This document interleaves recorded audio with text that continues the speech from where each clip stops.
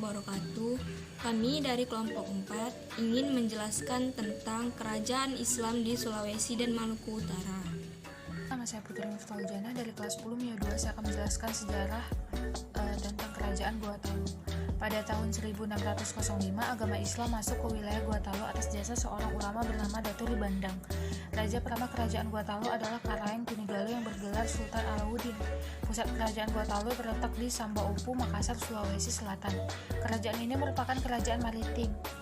Raja Goa yang bernama Sultan Alauddin mengajak Raja Bone, Sopeng, dan Wajo untuk memeluk agama Islam. Pada tahun 1638, Sultan Alauddin wafat dan digantikan oleh Sultan Hasanuddin. Kerajaan Gua Talu mencapai puncak kejayaan pada masa pemerintahan Sultan Hasanuddin. Masyarakat Goa bermata pencarian dari perdagangan rempah-rempah.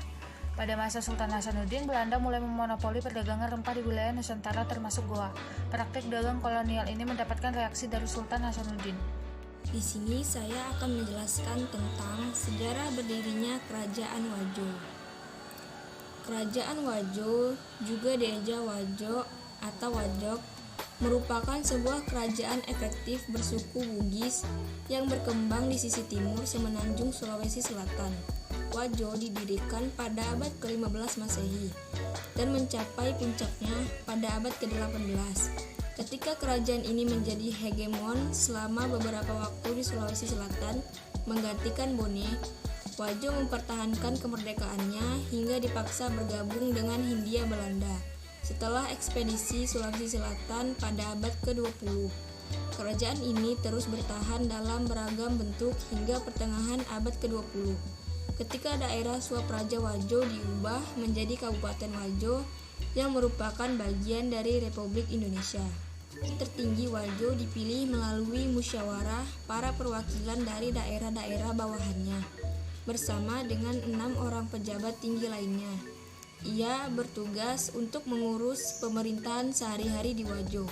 Dewan tertinggi ini masih disokong lagi oleh 33 orang pejabat dari 3 wilayah utama Wajo yang mencakup banyak daerah-daerah bawahan dengan pengusaha dan adat masing-masing. Jabatan-jabatan pemerintahan ini biasanya dipegang oleh kalangan ningrat.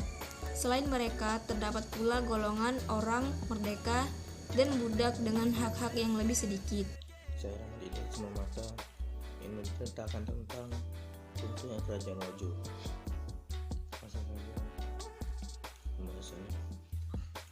Pada zaman Ishak Makrabani, persekutuan Wajo dengan Bon membuat keterlibatan Wajo secara tidak langsung pada Rumpakna Bon.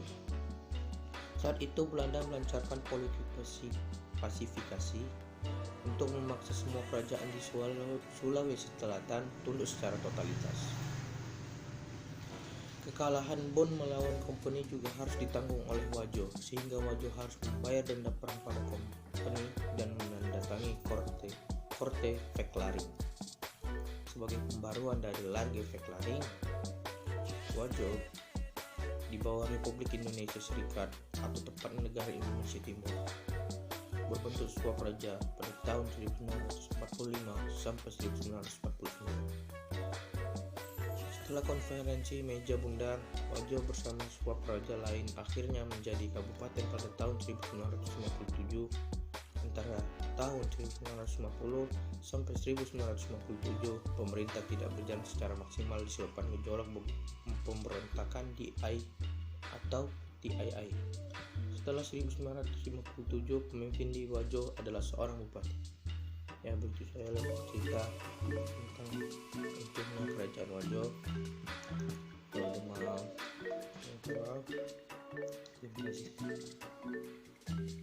Assalamualaikum warahmatullahi wabarakatuh. Perkenalkan, nama saya Rizkyullah dari kelas 10 MIA 2. Saya akan menceritakan sedikit tentang sejarah keruntuhannya Kerajaan Bone. Pada abad ke-19, Kerajaan Bone menjadi saingan Belanda dalam memperluas kekuasaan dalam bidang ekonomi dan politik. Akibatnya, kedua penguasa ini pernah terlibat dalam perang besar. Dalam sejarah, perang ini terjadi pada tahun 1824 sampai 1825 yang bermula setelah Sultan Bone meninggal. yang digantikan oleh saudarinya yang bernama Arudatu, yang bergelar Aimaneng Paduka Sri Ratu Sultanah Salimah Rajiat Uddin. Pemerintah Kesultanan mencoba merevisi perjanjian Bonggaya beserta semua anggota sekutunya itu,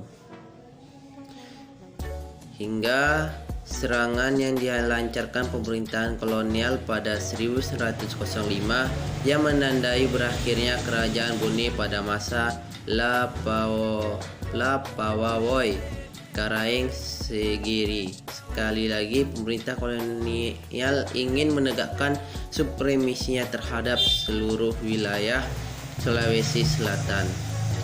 Mengapa pemerintah kolonial menyerang kerajaan Bone? Ini diceritakan sebab karena kerajaan Bone melanggar perjanjian. Apakah perjanjiannya itu? Perjanjiannya itu adalah kerajaan Bone tidak boleh memperluas wilayahnya sampai mengeluarkan surat pemerintah menghapuskan penguasa pribumi pada Maret 1903. Ini kerajaan Bone bisa memperluas wilayahnya hingga munculnya bukti invasi militer Bone di Tanah Toraja dan Waju pada tahun 1897 sampai 1900. Dan situlah banyak prajurit-prajurit yang meninggal dan kepala-kepala suku adat kerajaan Bone pun tunduk terhadap kolonial Belanda. Dan La Pawawoi sudah semakin terdesak dan tidak memiliki daya lagi untuk mempertahankan kerajaannya, dan ia pun akhirnya harus ditahan dan diputuskan dikirim ke Bandung, yang dimana kemudian ia menghapuskan napas terakhirnya pada Januari 1911. Itulah cerita singkat sejarah saya dari kerajaan Bone. Jika ada lebih atau kurang perkataan saya mohon maaf. Ini adalah tentang kerajaan Islam di Maluku Utara, yaitu Kesultanan Ternate. Kesultanan Ternate juga dikenal dengan kerajaan Merapi. Adalah salah satu dari 4 kerajaan Islam di Kepulauan Maluku dan merupakan salah satu dari kerajaan Islam di Nusantara. Didirikan oleh Pak Masyur Malamo pada tahun 1257. Kesultanan Ternate memiliki peran penting di kawasan Berian antara abad ke-13 sampai 19. Kesultanan Ternate menikmati kedominan di Pulau Maluku abad ke-16 berkat perdagangan rempah dan kekuatan militernya. Penduduk awal Ternate merupakan warga eksodus di Halmahera. Awalnya di Ternate terdapat 4 kampung yang masing-masing dikepalai oleh memulai atau kepala marga. Mereka yang pertama-tama mengadakan hubungan dengan para pedagang yang datang dari segala penjuru mencari rempah-rempah.